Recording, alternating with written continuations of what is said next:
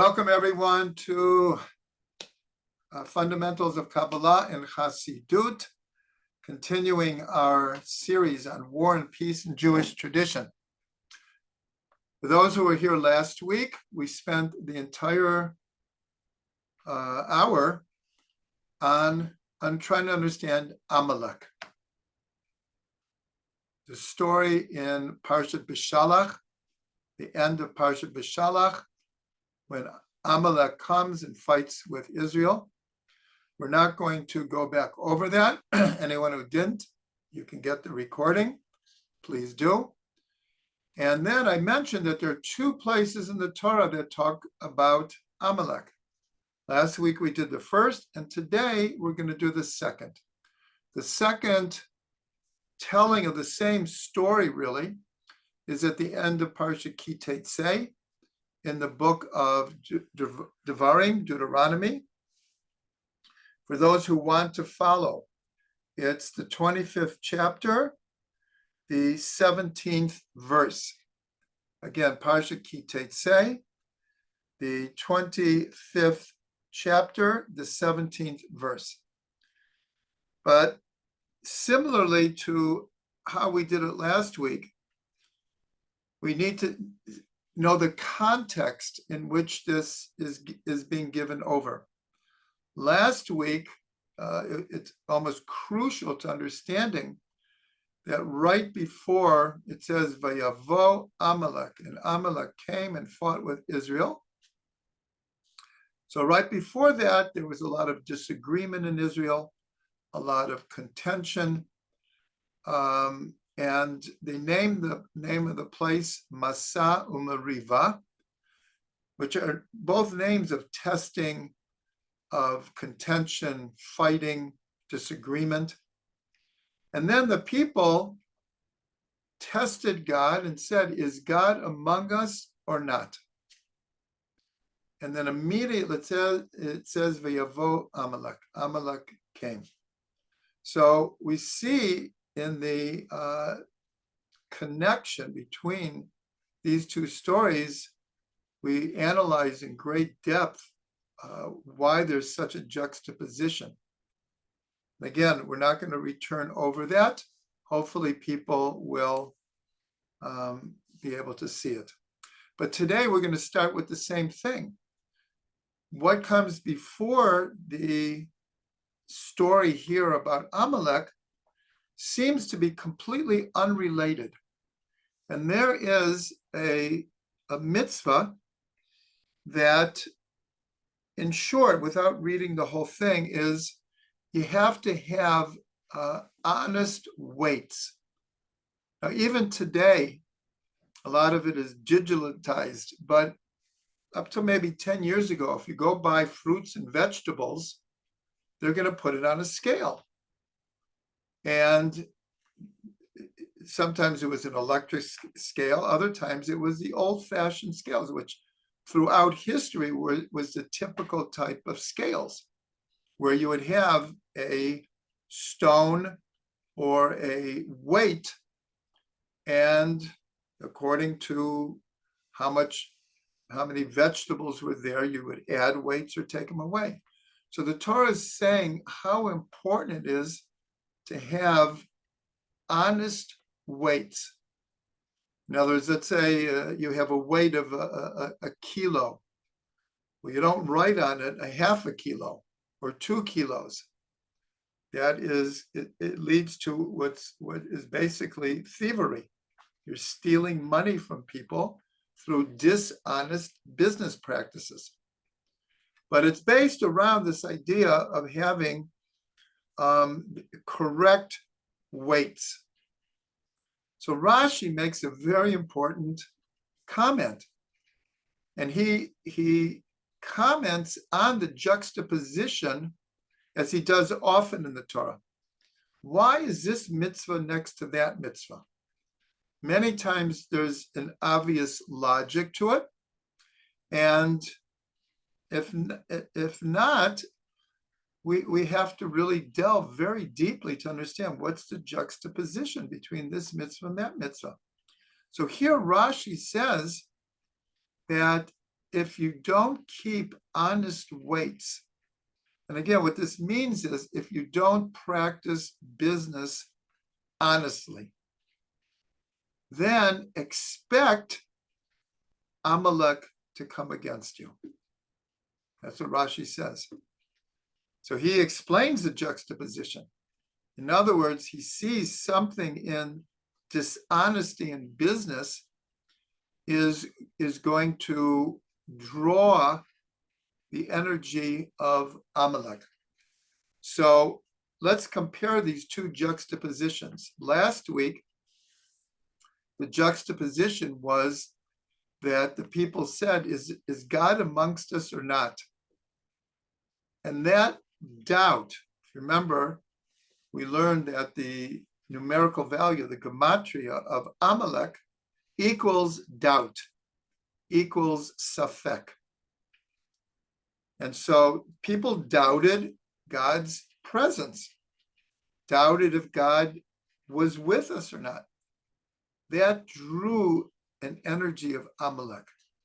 So here also, it's actually the same thing. In other words, if you have a society where everyone is honest with each other and everyone does business with each other, then people don't have doubts about purchasing something at a particular store or from a person or what have you. But if you have a society where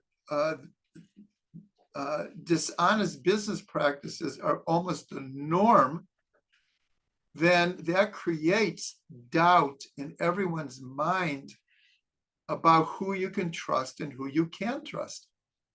So we see that the two juxtapositions leading up to the stories of Amalek are basically the same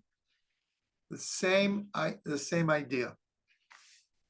Okay, so now, again, 25th chapter, 17th verse in the book of Deuteronomy, Devarim. So we're going to do like we did last week. We're going to read each verse and do our best to analyze it. So it says, Zachor et asher asa lecha Amalek. Remember what Amalek did to you. B'derech tzeitchem mimitzrayim. When you were on the way of leaving Egypt. So just historically, between leaving Egypt and receiving the Torah on Mount Sinai was 50 days. Approximately towards the end of the 6th week from leaving Egypt is when Amalek struck against Israel. And they finished the war, and they came to Midbar Sinai on the 1st of Sivan, meaning more or less the beginning of the 7th week. So that's the historical context. We're going to go back over some of this. No, I think it's better. We'll look at each verse as it comes. So here, this idea of remember what Amalek did to you. So this is today, this is just a huge part of Jewish consciousness. For example, there is Holocaust education in schools around the world, in universities around the world. Hundreds, if not thousands of books have been written about the Holocaust. In Israel, every year there's Holocaust Memorial Day, a whole day dedicated to learning about, feeling, connecting to the Holocaust. Here in Israel, it's a very, very big, important day. And we've been discussing in this series over and over again this idea of never again. And it's all based on memory. Zachor. Remember what Amalek did to you. Now, this idea of memory is so important in Jewish tradition. Every single day we have a mitzvah to remember coming out of Egypt. We came out of Egypt over 3,300 years ago. And yet the Torah tells us you need to remember coming out of Egypt, being a slave and being redeemed by God every single day. Of course, the whole holiday of Pesach is dedicated to remembering and giving over to our children, and of course to ourselves, the reality of exile and redemption. So this idea of Zachor is so fundamental. And right now, there's no doubt for generations, the 7th of October, or Simchas Torah, will be remembered for what just happened.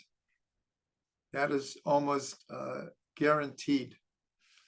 And you had someone like Elie Wiesel, who really dedicated his life to promote this idea of how important it is to remember and not to forget, as we'll see in a minute.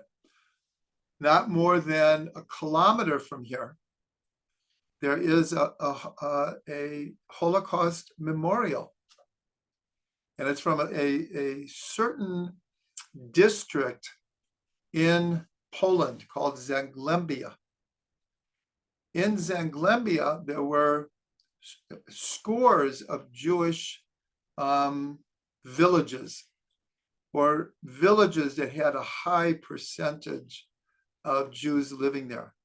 And after the war, the people of Zagłębia who came to Israel and even worldwide stuck together, and they created this Holocaust memorial. I go to it very often just because there's a whole park around it, and it's very, very beautiful. But the central focus of this memorial is the huge metal letters of Zachor. They're big, very huge. And that is kind of like focuses the whole, in Hebrew it's an endarta, the whole memorial structure is this word, Zachor.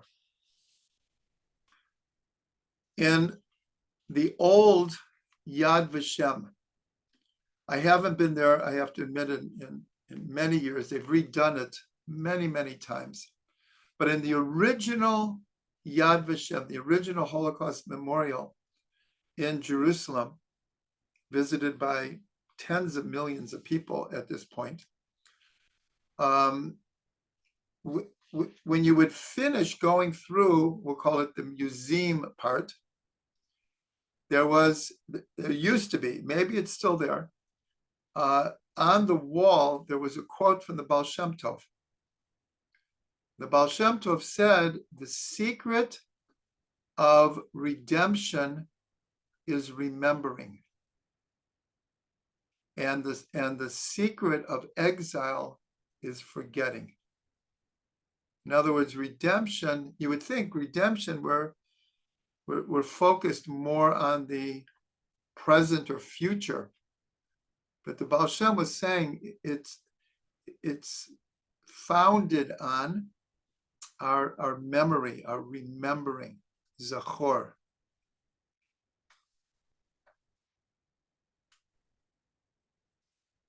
And the other thing I want to just point out for this whole section, there's a very, in fact, I only noticed it when preparing. It goes back and forth. Now, this is not unique. It goes back and forth between singular and plural. This is far from the only time in the Torah, but this whole passage goes back and forth. Half of the verbs are in the singular, half the verbs are in the plural. So what this is telling us, Just 1 second, the video is getting a little. Yeah. What it's telling us is, and this we began to learn last week, and we're going to continue now, there is the energy of Amalek, the archetypal enemy of the Jewish people, in a national sense. But there's also the Amalek on a personal sense. What does Amalek mean to each individual? What is that energy of Amalek that manifests in our life? And so I'm just pointing out, as we go through this, those who know Hebrew will notice it immediately, that it's like half and half between singular and plural, because it's speaking to both. It's speaking to the individual, and it's speaking to the nation. Okay, let's go on to the next verse, the 18th verse. Asher karcha b'derech, that there's many ways to explain this. I'm going to start from the simple, that they came upon you along the way. In other words, as you were traveling on the derech, on the way you were traveling, they came upon you. Now, it wasn't like two armies facing off against each other, like almost through much of history, the classic way that wars were fought. One army is on this hill, the other army is on this hill, and then they and like, how many movies have we all seen? Like, but here it's saying they came upon you on the derech.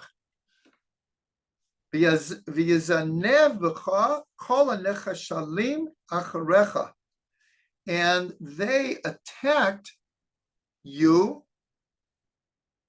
They attacked those who were straggling behind, and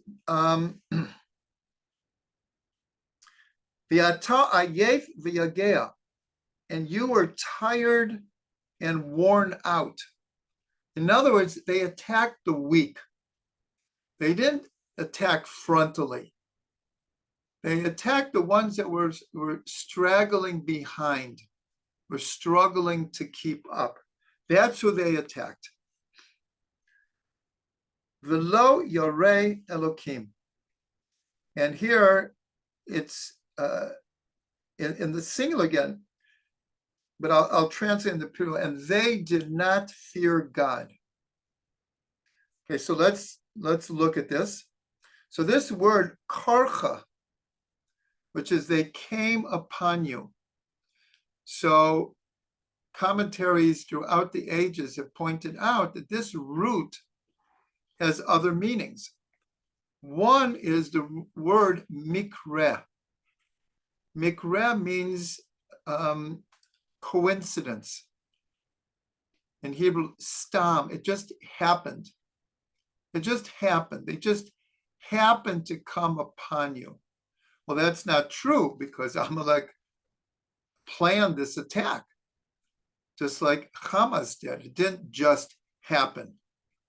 But it's connected to actually something we learned on Sunday, this idea that Amalek doesn't believe in anything, doesn't believe there's a direction to history, doesn't believe there's a director, doesn't believe that there is a purpose. It's kill or be killed, the survival of the fittest. It's an evolutionary kind of idea. We're all here. It just happened. There was no divine plan here. There is no divine at all. It just, this is how random circumstances came together to create the world that we know now. That is Amalek, Mikra. All happenstance.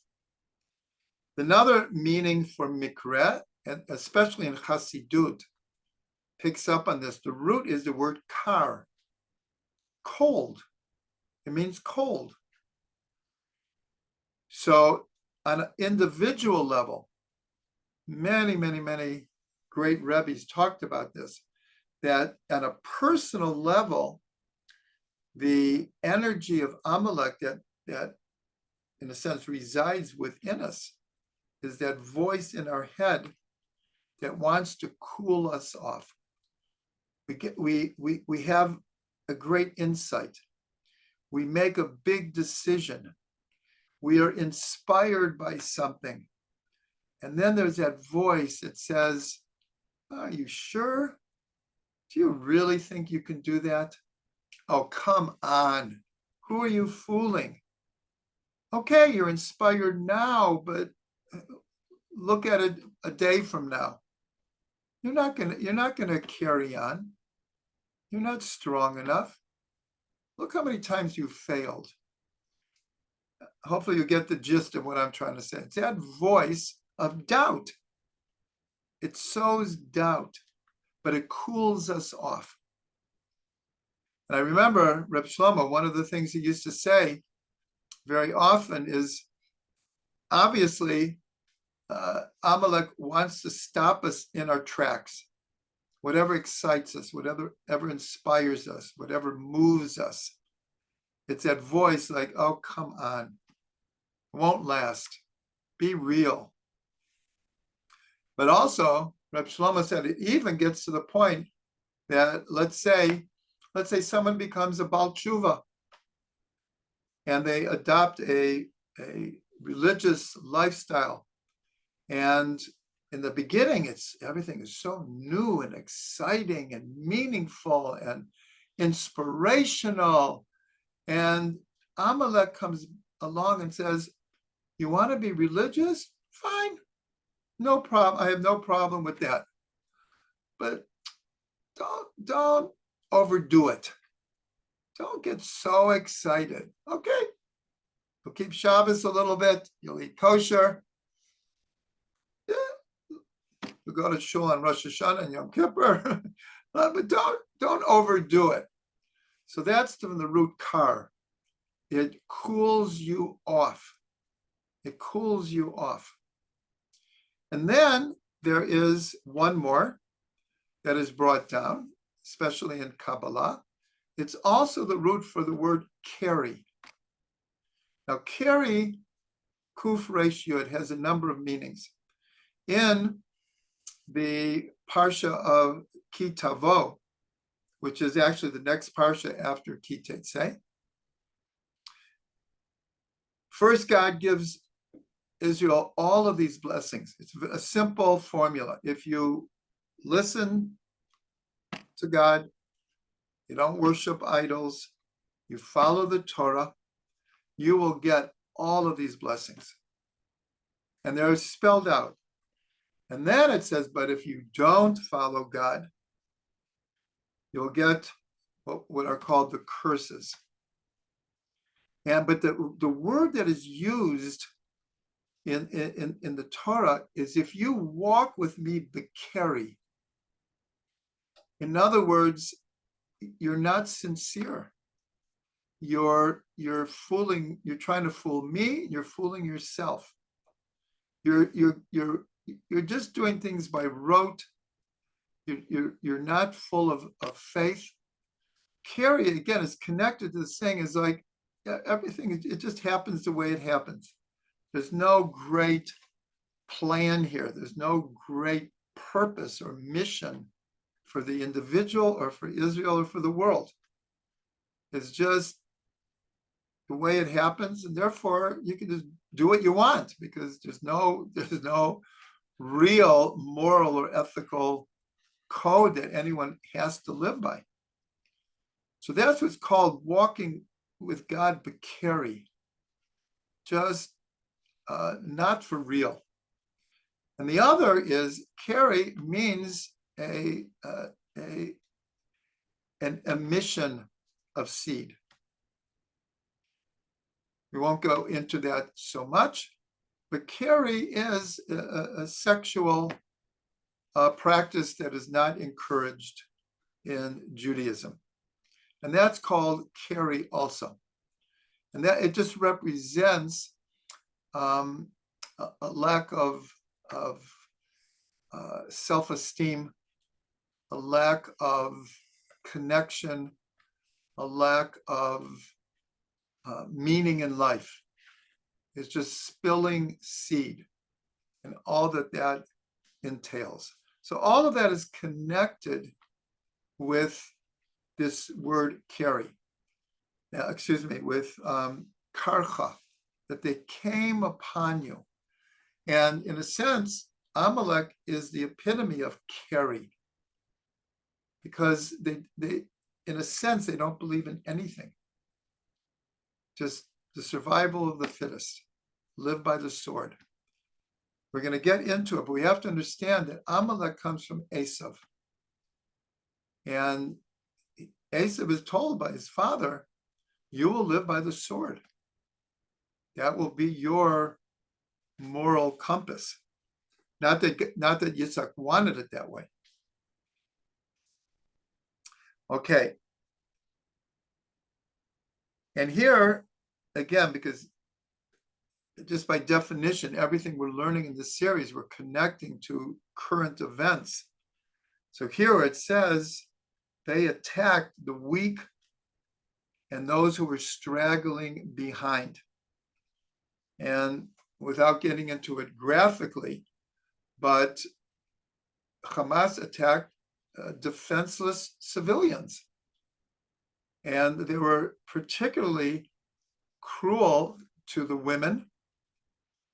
And finally, the United Nations is starting to deal with this, only because they were forced to, in a sense.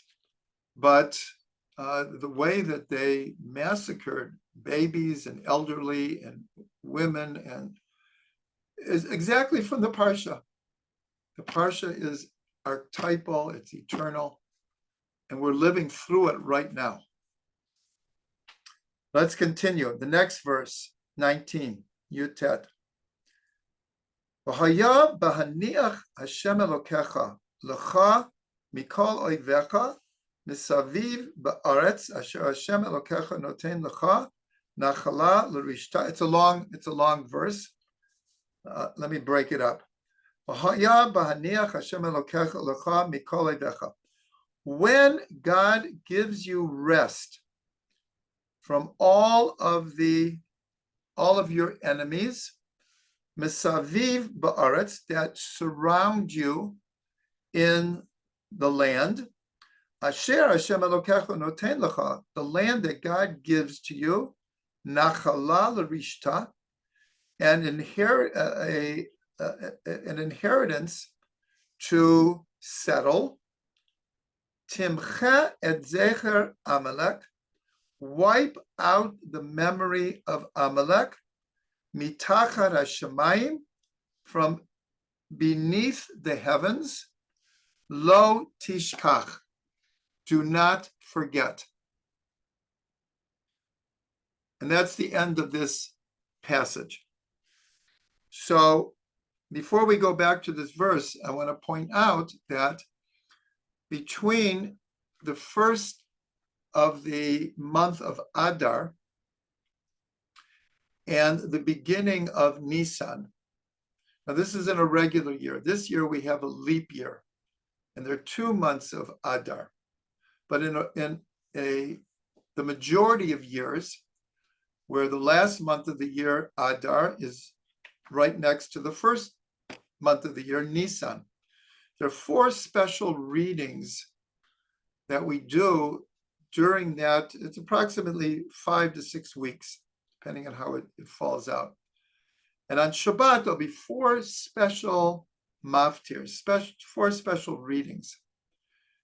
One of them is what we just read right here.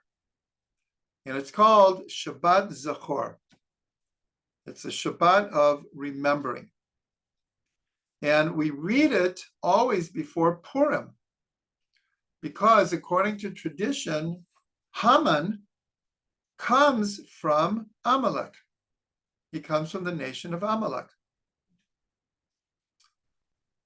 So we read it before, and according to all authorities, the question is, how do we wipe out the memory of Amalek and not forget? Like in practicality, because we're going to get into some very, very interesting ideas about Amalek and the mitzvah to wipe out Amalek. But technically today there is no nation of Amalek.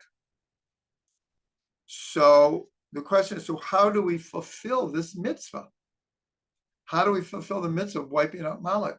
So the rabbis said that we fulfill it by reading this on Parshat Zachor before Megillah.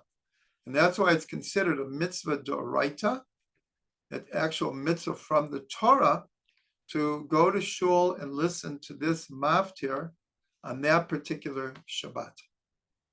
So I just wanted to point that out. So this last verse, again, if you look carefully, goes back and forth between singular and plural. In fact, it's almost all in the singular. Because again, this energy of Amalek, it's as real for an individual as it is for the nation. It's a part of our psyche in a certain way. It's part of our Yetzer Hara, of our evil inclination.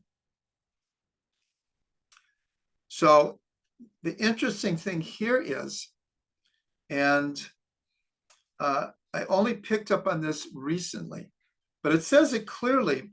I have to admit, I never really caught the significance of it. The actual words start by saying, and when it will be when God gives you rest from all the enemies that surround you, don't remember to wipe out Amalek. Don't forget. So an obvious question is, see, we might think the only way to wipe out Amalek is to fight a war with Amalek. But here, the actual words say, God doesn't expect this of us in a certain sense until God gives us rest from all of our enemies. So it seems like a bit paradoxical. In other words, we're only going to wipe out Amalek after we have peace from all of our enemies. One of our enemies is Amalek. So the question is, how does that work? Again, it goes against what most people think, but the actual words allude to something a little bit different. And so therefore, the idea of wiping out Amalek, there is a reality, and again, we're living through it right now. Right now, the state of Israel, the official policy of the government of Israel is to decimate Hamas once and for all. Not the Palestinians, not the civilians, but the organization Hamas that has been fighting against us for years now with the express intention of ending the state of Israel. Now, there was just this very, very big debate in America still going on, especially the Senate hearings with the presidents of certain universities. And when they were asked if was it considered over the red line to encourage the genocide of the Jewish people. Well, some people say, well, where do you see people were saying that? And part of the answer is that when you chant from the river to the sea, Palestine will be free. Well, what does that mean? Well, it's pretty known that Israel is not going to just disappear and all the people are going to go back to Europe, even though many Palestinian leaders have suggested that. So the only way that Palestine can be free from the river to the sea is by killing all the Jews in Israel, because it won't happen any other way. So that is the energy that we are fighting against. But I hope you hear the subtlety here. The subtlety is, you might think that the last verse would say, remember, when you come into Israel, you have to fight a war against Amalek.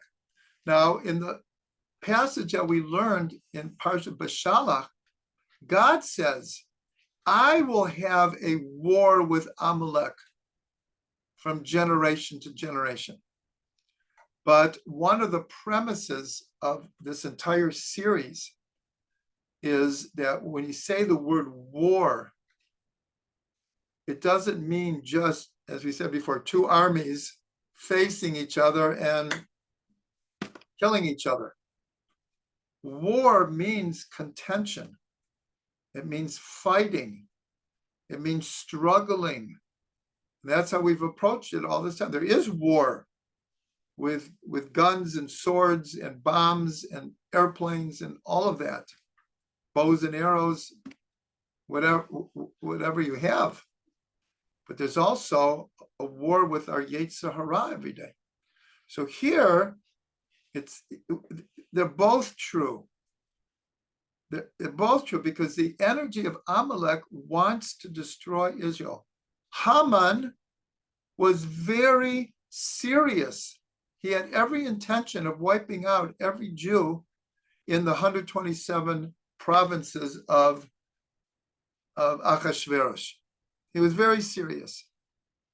Hitler, Yamach Shemo, was very serious. The Nazis were very serious about destroying every Jew they could get their hand on.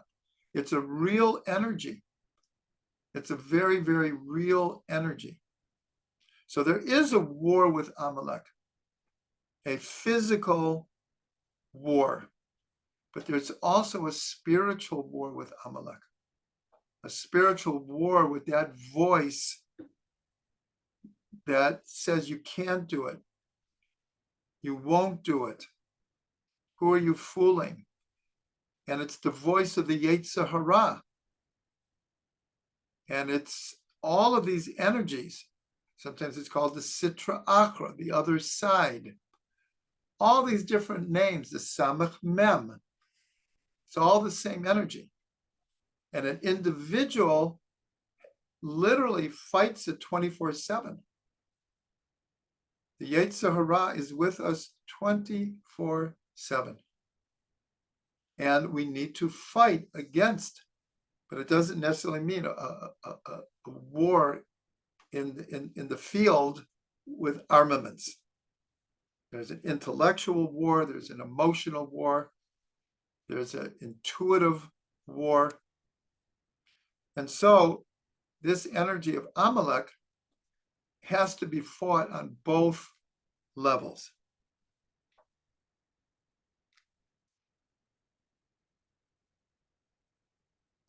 Okay, so now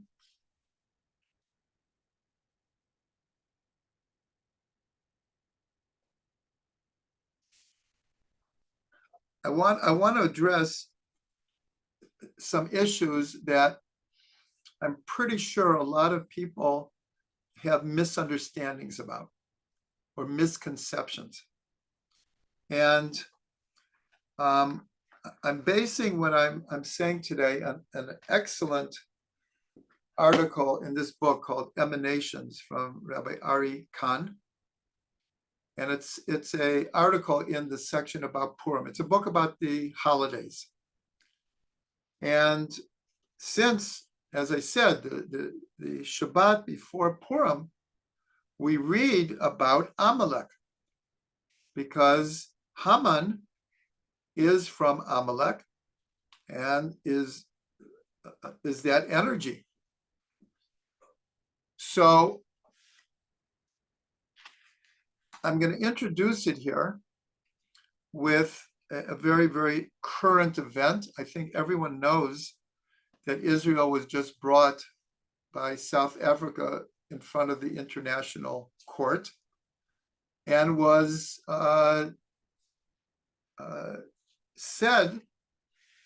claimed that we were committing genocide. We were committing genocide. Okay, it went to court. It's debatable, like, what exactly happened there, but in theory, they could have ordered the war to stop. They didn't do that. Obviously, they understood that there was an element of not only self-defense, but we didn't start the war. But of course, there's a total misunderstanding of the word genocide. And even the international law is it's based on a misunderstanding what genocide means. People throw that word around all the time now, all the time, and it's incorrect. But what we have to deal with, there's two different things in the Torah that, for all practical purposes, if you just read the written Torah without the oral Torah, can definitely be interpreted as a mitzvah to commit genocide. We are told to wipe out Amalek. And Rashi here, where it says, Timcha et zecher Amalek, wipe out Amalek. So Rashi says every man, woman, child, and even animal possession. There's another mitzvah in the Torah regarding the 7 Canaanite nations, where we're also told to wipe them out. Now, this is a very serious matter and a serious charge. But I think Brenda's here today. We just had a discussion over email about the connection between the written Torah and the oral Torah. And as I've said many times, one cannot understand the written Torah without the oral Torah. And so there are many things in the Torah that appear to be one way, but in reality, and even according to Jewish law, it's not like that at all. And so one must learn the oral Torah. So in these two cases, again, if you just read the written Torah, someone could say, well, look, it says in the Torah itself to commit genocide. So it's an issue that has to be dealt with. If we're dealing with war and peace and Amalek, we need to deal with this head on. So we're going to see it's not so simple. It's not so simple.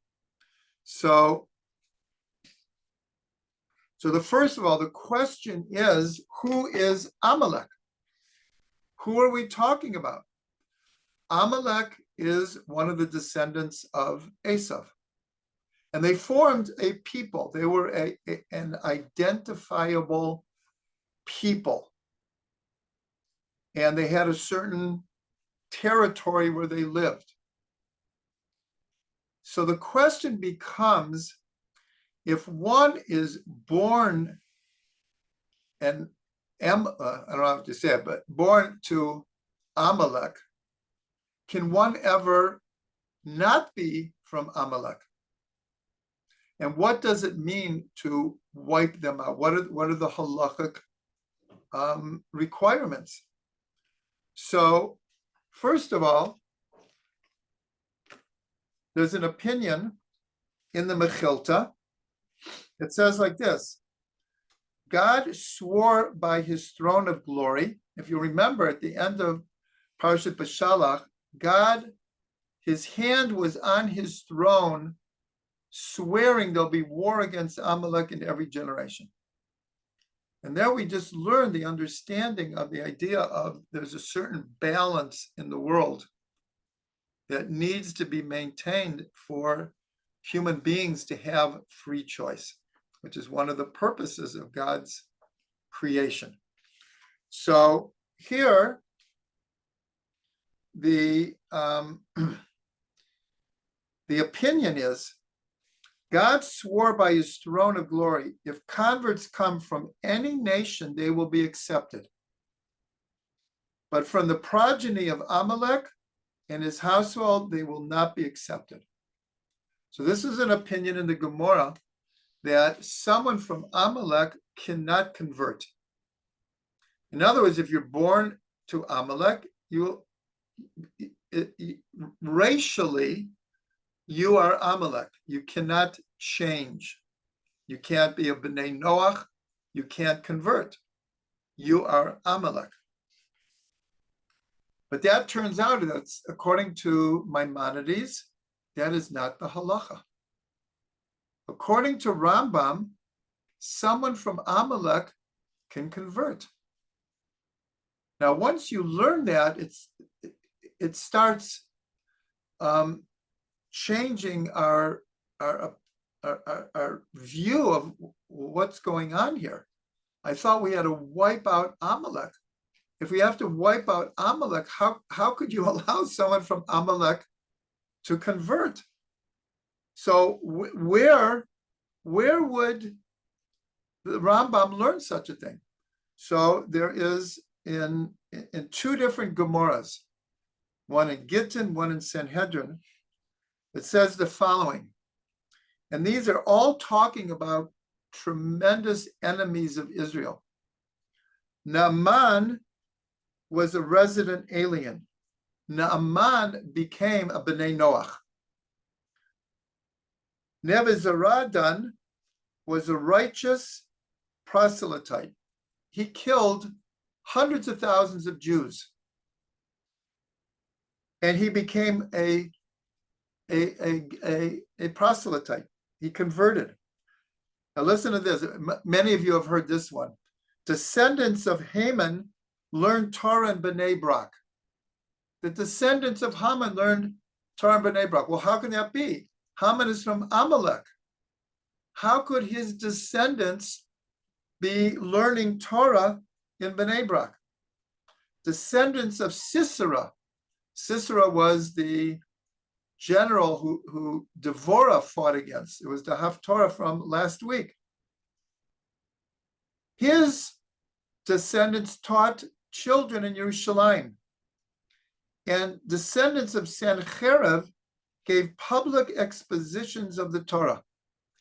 Sennacherib was the one who took the 10 tribes into exile. They all of their descendants, either they or their descendants became converts and Torah scholars on top of it. So based on this, Rambam understood that the only way that could happen is if they were allowed to convert. Let's go further. In the Torah, there's this idea, if you come against a city to make war with it, you have to offer them peace first. You have to offer them peace, and you have to offer them a way to run away. It's very interesting because it's happening in the war now, where Israel helped the civilians from parts of Gaza to escape the war, which, considering Hamas was hiding behind them, Israel stopped long enough to give them free passage away. This is in the Torah. But strangely enough, when we fight Amalek, according again to Maimonides, we have to offer Amalek peace, meaning they can change. Again, if you just read the written Torah, you wouldn't pick up any of this. You wouldn't catch any of this. And yet, Rambam in the halacha maintains the idea of wiping out Amalek. So how do we solve this? It's solved easily. In other words, someone who is born to Amalek can change. Someone who's of the 7 nations of Canaan. Everything I said about Amalek is true about the Canaanite nations. The Gemara is full of what's called Eved Kanani, a Canaanite servant. So you say, well, wait, I thought they had to be wiped out. How can you have a Canaanite servant? And not only that, a Canaanite servant can convert, and at the least take on this 7 mitzvah b'nei Noach. In fact, when they become a servant, they have to take on the 365 negative mitzvot, the prohibitive mitzvot. So in other words, it's not a racial thing anymore. It's more of a concept. And what is the concept of Amalek? Their purpose is to destroy the Jewish people.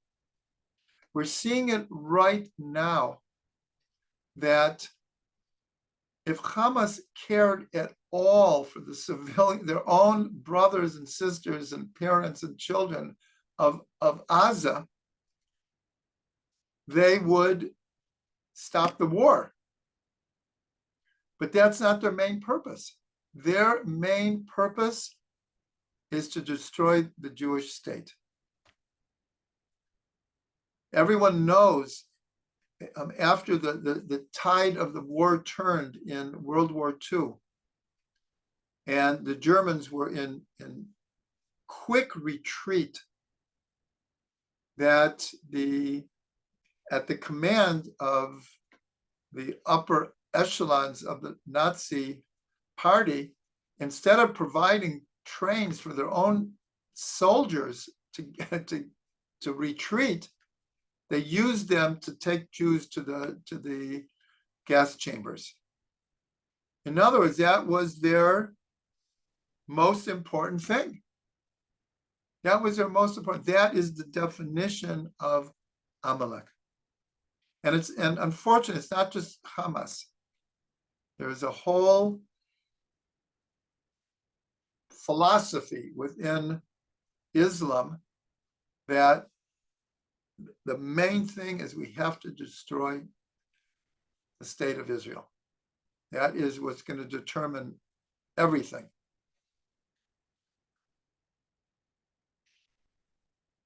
So that is what Amalek is. So that's why the Rambam says if a person from Amalek remains with that philosophy, then it's basically self-defense, because they're going to come for you. Not today, tomorrow. It's guaranteed. That is their purpose. But then we have so in other words, there is no race of Amalek. There's no nation of Amalek. But there is a philosophy of Amalek, and unfortunately, it's in a way stronger than ever. Amalek was a relatively small tribe, but that philosophy, unfortunately, rules a good part of the Islamic world. Not the whole thing, but a good part of it. And that is what we're up against. So going back, another incredible possibility. We quoted this idea that is quoted widely, that the descendants of Haman learned Torah in Bnei Brak. So who is the most famous person in the Talmud who lived in Bnei Brak? Rabbi Akiva. How do we know that? We know that from the Haggadah, that this is the famous story of I believe there were 5 different rabbis who gathered together with their students by Rabbi Akiva in Bnei Brak. And it seems they just happened to come together for a Seder. But when you delve into it, you'll learn that at least one of them was opposed to being with the Rebbe on Yontif. In other words, should you be with your family or should you go to your Rebbe on a holiday? Every year, people make jokes about this, about people going to Uman, right? This Rabbi Nachman said, everyone needs to be by me for Rosh Hashanah. So, right? Husbands all over the world leave their families to be with Rabbi Nachman for Uman. In many places, it's not a contradiction. You live in the same city as your Rebbe, and you can do both. What's the problem? But anyways, all of these Rebbes came together to be with Rabbi Akiva, because Rabbi Akiva was the great optimist.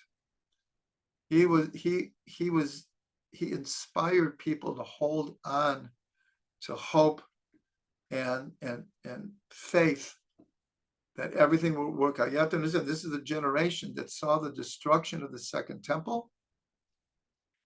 And then there's a whole question when this gathering in Bnei Brak happened.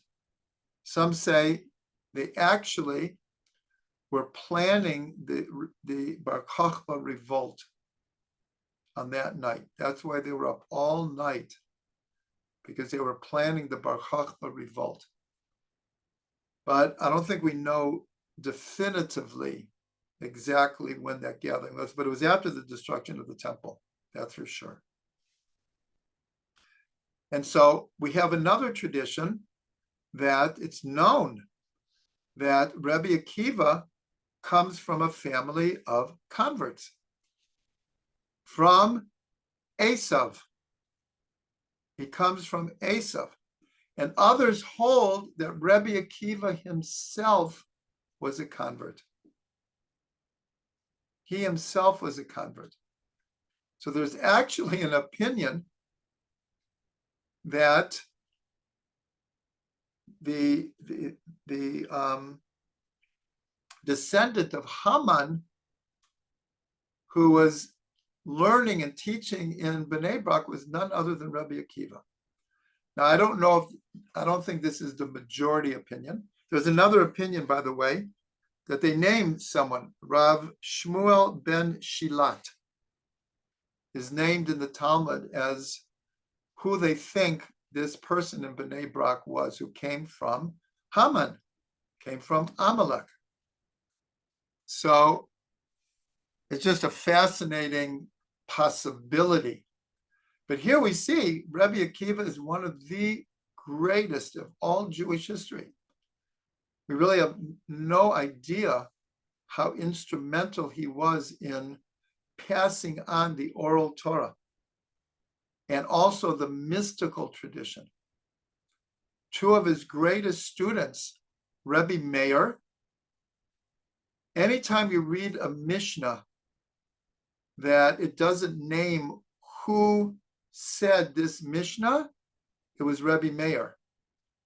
Where did Rebbe Meir learn everything from? Rabbi Akiva. I wouldn't say everything, but he received the oral tradition from Rabbi Akiva. Who was the other great student of Rabbi Akiva? Rabbi Shimon Bar Yochai. Where did Rabbi Shimon Bar Yochai learn the mystical tradition? From Rabbi Akiva. So Rabbi Akiva is absolutely one of the most important people. And either he himself or his parents or grandparents were converts from Esav and maybe even from Amalek. So this is an incredible thing. This teaches us how literally anyone can change. But we can also see that there's a certain element of Amalek that will never change. That's the element that we do, and I'm going to say it, in self-defense, we have to destroy. Until October 7th, we, for better or for worse, we kind of put up with Hamas. We've been putting up with Hezbollah. But there's a certain point where they went over the line, and and then they come out publicly and say, we will do it again and again and again. Then they fall into the category of Amalek, and we have to destroy that energy. Whether hopefully some of them could change, but until they do, we have to be able to defend ourselves. Okay, so between last week and this week, we dealt as best as we could with this energy of Amalek, and I'll just mention we probably have 2 or 3 weeks more of this series. We're starting to, I wouldn't say wind down, but we're getting towards wrapping up the ideas of war and peace in Jewish tradition. I thank everyone who has been with us through the whole series. If you're new to the series, you can always go back and watch the previous ones, and hopefully you will stick with us until we finish, and then we'll have an exciting announcement what the next mini series will be. I have a few ideas in mind.